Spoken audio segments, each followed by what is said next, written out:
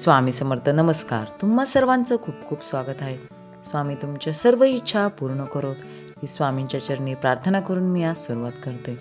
काय होतं ना की आपल्याला पैसे कमावण्यासाठी कष्ट करणे हे अनिवार्य आहे.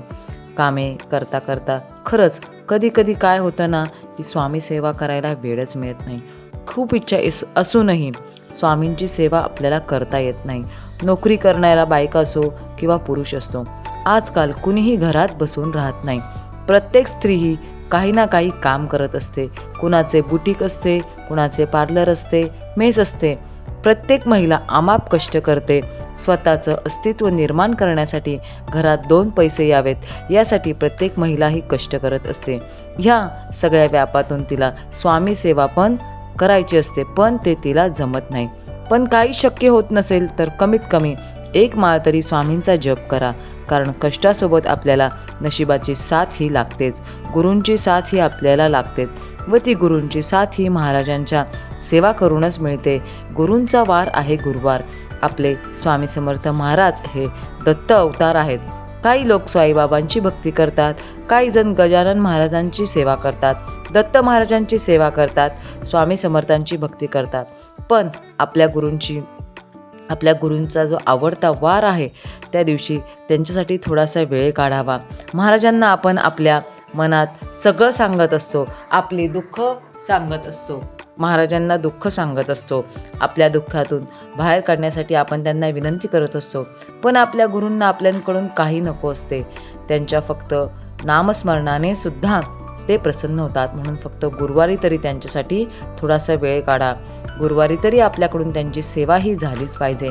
महाराजांची मूर्ती ज्यांच्या घरात असते त्यांनी रोज अभिषेक करायचा असतो.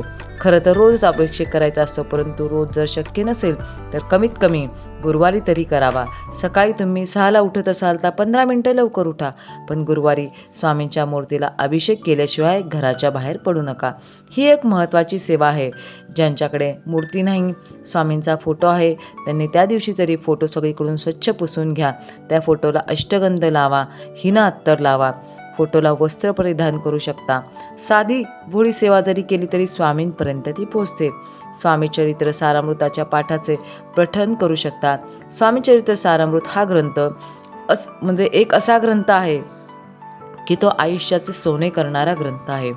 24 तासांपैकी तुम्ही कधीही सेवा करू शकता. फक्त 12 ते 12:30 या वेळेत तुम्ही सेवा करू नका, कारण ती वेळ दत्त महाराजांच्या भिक्षेची वेळ असते. तुम्ही स्वामीचरित्र सारामृताचे 11 गुरुवार करू शकता. संकल्पयुक्त 11 गुरुवार करा. संकल्पयुक्त 11 गुरुवाराचे पाठ करत असाल तर एका बैठकीत तो करायचा असतो. म्हणजे एका बैठकीत म्हणजे काय, तर एकदा बसलं की स्वामीचरित्र सारामृताचा संपूर्ण ग्रंथ वाचून काढायचा असतो. तो वाचण्यासाठी फक्त 50 मिनिटं ते जास्तीत जास्त 1 तास लागतो. 24 तासांपैकी गुरुवारचा फक्त 1 तास स्वामींना आपण द्यायला हवा. आपण महाराजांकडे किती काय काय मागत असतो, म्हणून आपल्याला गुरुवारचा 1 तास तरी महाराजांना द्यायला हवा.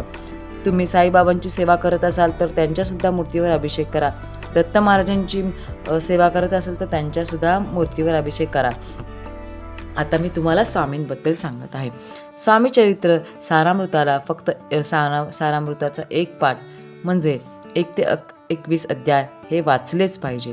त्याचबरोबर एक माळ जपाची तुम्ही करा.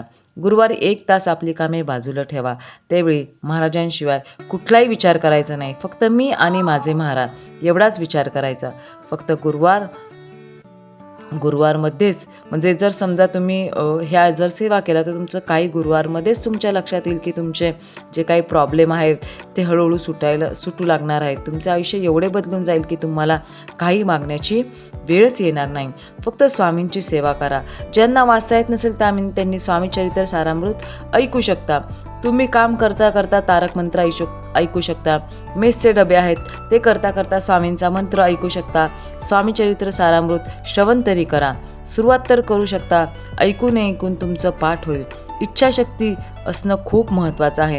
आपलं लहान बाळ आहे, जेव्हा ते झोपतं तेव्हा तुम्ही स्वामींची सेवा करा. साध्या सेवा करायला सुरुवात करा की दर गुरुवारी अभिषेक हा झालाच पाहिजे. स्वामीचरित्र सारामृत वाचलेच पाहिजे. रात्री 12 वाजेपर्यंत एकदा तरी स्वामीचरित्र सारामृत वाचेन व झोपेन. असं तुमच्या मनामध्ये ठरवून घ्यायचं. सुरुवातीला स्वामी परीक्षा पाहत असतात.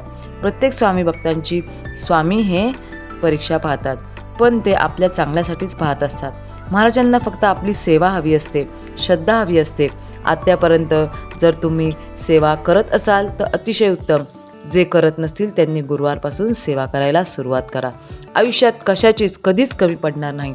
स्वामी नेहमी आपल्याला आपल्या संकटातून मार्ग दाखवतात. हे माझे स्वतःचे अनुभव आहेत. अतिशय वाईट परिस्थितीतून स्वामींनी मला बाहेर काढलेलं आहे.